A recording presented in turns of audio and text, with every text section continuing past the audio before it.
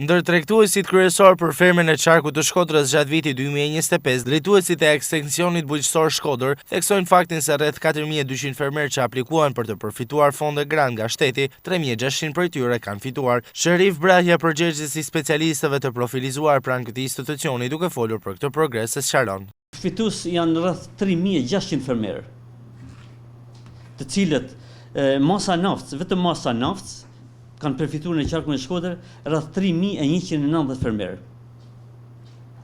Dhe që ka fillu likuidimi i parave në numër llogarisëve së cilit fermer, kanë marrë kistin e parë disa akoma, por mena pak ditëve, siç ka premtuar edhe qeveria shqiptare, do të likuidojnë gjithë fermerët fitues që kanë aplikuar për naftën. Fermerët e sektorit të blegtorisë veçohen ndër fituesit kryesor të këtyre fondeve. Fermat blegtorale, drejtimi kryesor është rritja dhe mashtrimi i gjellit, i të imtave, i bletarisë.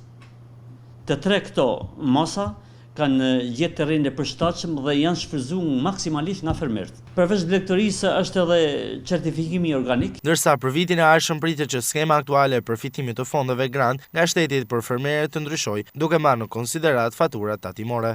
Duke se do të përfitohet nga fermerët vetëm mbi bazën e faturave tatimore.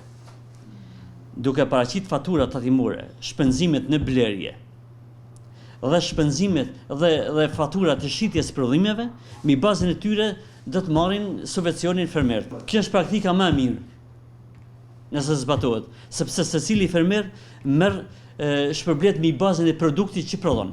Në qarkun e Shkodrës janë të regjistruar rreth 7000 fermerë në NIPT, por vitin e ardhshëm besohet se ky numër do rritet pasi evidentimi zyrtar i tyre është nga kushte kryesore për të përfituar subvencion.